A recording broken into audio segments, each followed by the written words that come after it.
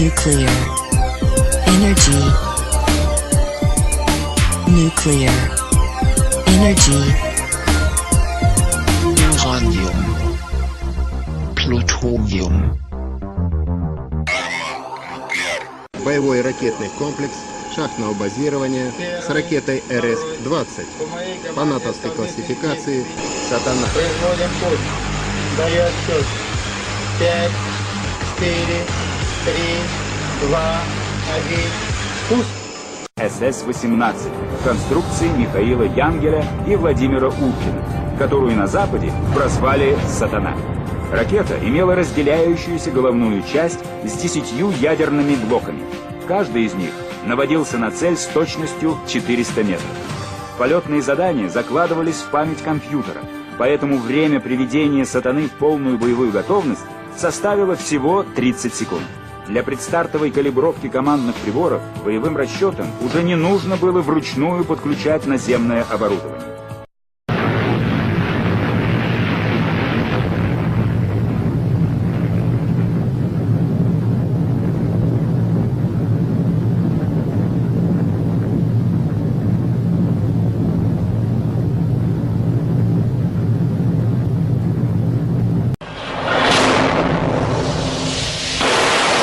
Fragmentos inéditos de las pruebas del misil balístico intercontinental Bulava, que en un futuro constituirá el núcleo de las fuerzas nucleares navales de Rusia.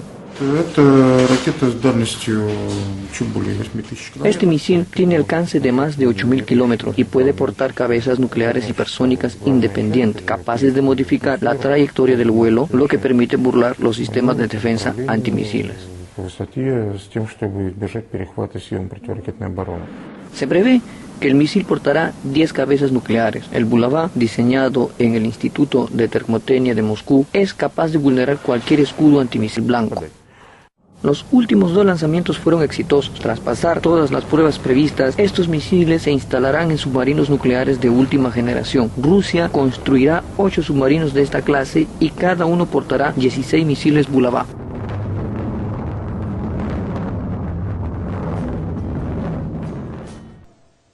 Estados Unidos es la nación con el mayor arsenal nuclear en el mundo. Posee más de 5.000 ojivas estratégicas, más de 1.000 armas tácticas operativas diseñadas para el campo de batalla y 3.000 ojivas tácticas y de reserva. Le sigue Rusia con 5.000 ojivas estratégicas, 3.500 ojivas operativas y más de 11.000 ojivas estratégicas y tácticas almacenadas.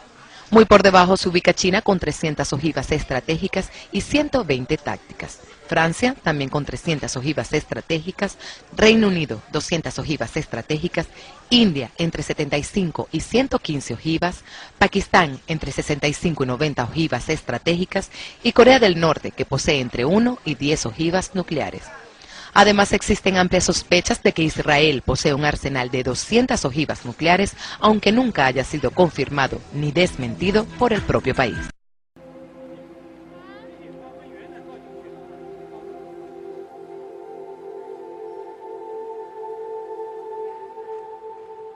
It would come as a surprise.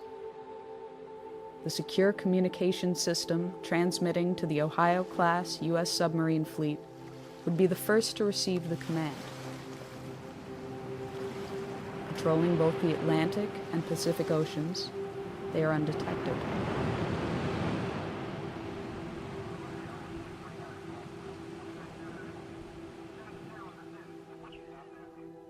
Fourteen of the 18 warships are equipped with 24 Trident missiles each, Trident 1s and Trident 2s. The remaining 4 are armed with 154 Tomahawk cruise missiles, which can be outfitted with nuclear warheads. The fleet as a whole represents half of the... A single Trident 2 missile is equipped with up to 8 nuclear warheads aboard a multiple independently targetable re-entry vehicle, or MIRV. A single W-88 warhead delivers the equivalent of 475 kilotons of TNT. In the case of a full deployment, the United States could unleash over 400 such missiles with between 6 and 8 warheads each.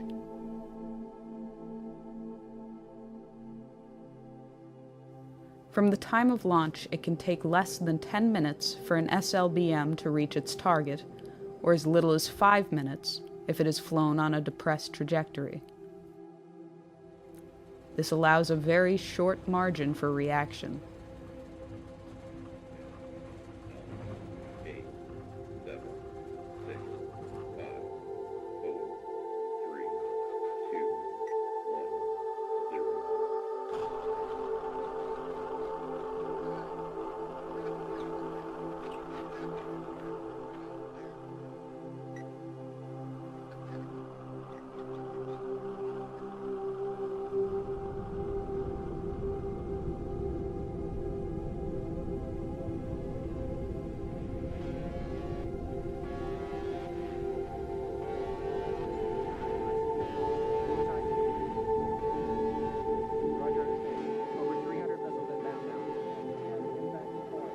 Early warning radar systems in Russia, China, and elsewhere immediately detect the missile plume. They can determine the trajectory and intended target of the missiles. Minutes fracture into seconds. This is not a test. This is not scheduled.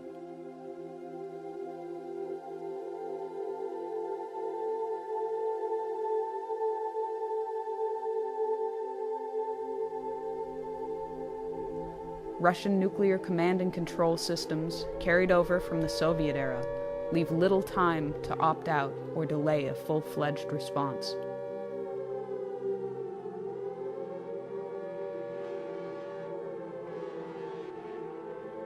Within 50 seconds, the missile has peaked above the Earth's atmosphere. It reaches its top speed. The engine drops off. The bus releases multiple warheads as well as decoys. The radar systems on the ground are overwhelmed and unable to differentiate the two when they are in post-boost phase. Re-entering the atmosphere, the decoys burn off, and the warheads enter their terminal phase.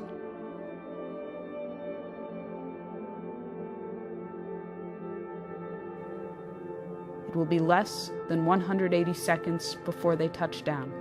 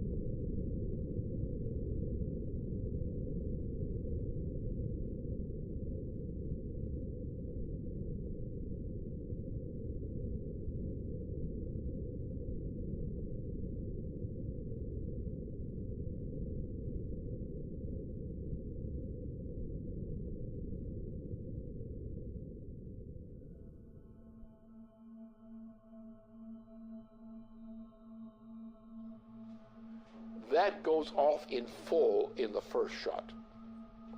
Now you have in the submarines, you have the warheads you have not yet discharged. Those go along the way as a second wave. After that, you're pretty much out of weapons. After which, most everybody is dead. Most logistical systems are dead, non-functional. You have a situation where the effect of this kind of firing creates a continuing effect which may go for several years. Now, instead of having one bomb, which is really it's a nuclear super bomb, with thermonuclear implications. Now imagine you have the same kind of thing, or less, and you have not one big bomb. You have a whole barrage of such things. The exchange involves Russia. It involves China, which has a very significant thermonuclear arsenal. It implicitly involves India. It involves the United States. It involves the extermination virtually of Western Europe.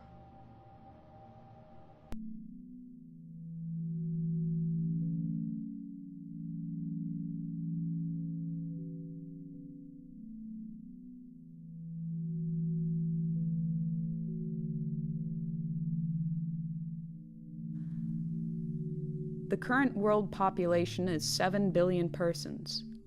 The current global nuclear arsenal is approximately 5,000 megatons. After a full nuclear exchange and the immediate loss of life at the points of direct impact and surrounding fallout zones, the ongoing environmental, climatic, and social consequences continue for years. The dust and soot picked up from fires, burning cities, and other target sites has been compared to a volcanic eruption, but far more long-lasting.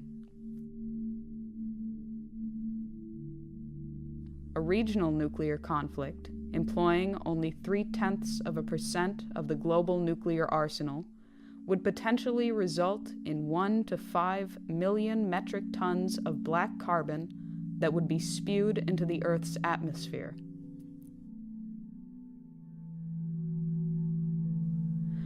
A spring or summer attack, or an attack in the extended region of the subtropics, would inevitably cause the smoke injections to heat, absorbing shortwave radiation, and to rise.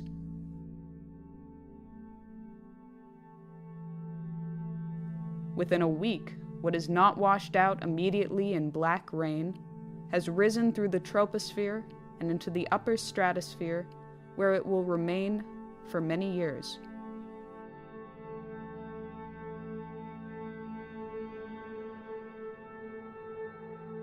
The smoke cloud and the absorption of residual particles plunges global surface temperatures. While a regional nuclear exchange could result in global surface temperatures decreasing by 2 degrees Celsius, a large-scale nuclear conflict could alter these temperatures by -7 degrees or more. In the depth of the last ice age, some 18,000 years ago, the temperature difference from today was -5 degrees.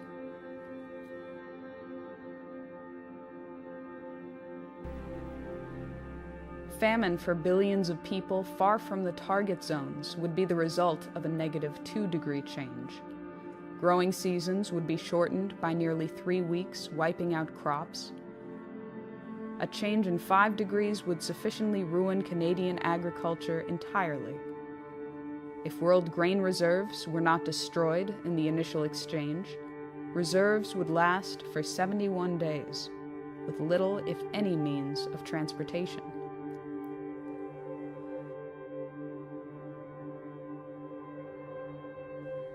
The global hydrological cycle would be disrupted due to the rapid climate change, and global precipitation would likely drop by 45%. The total integrated dose of radiation to living things could reach up to half the level of lethality for human beings, even in regions of the world outside the war latitudes. If nuclear installations were targeted, including plants, fuel cycle installations, and waste dumps, and nuclear materials were vaporized, it would create a very long-lasting impact on survivors.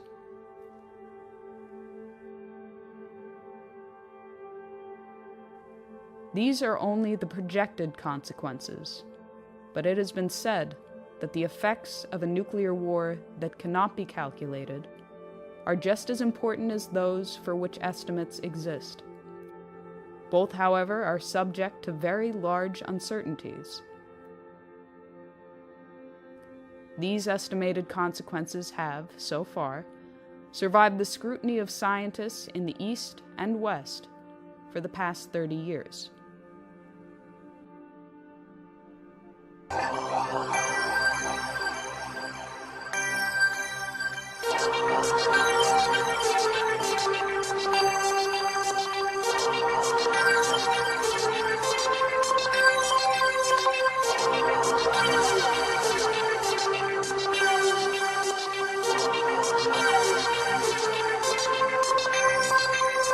Nuclear energy. Nuclear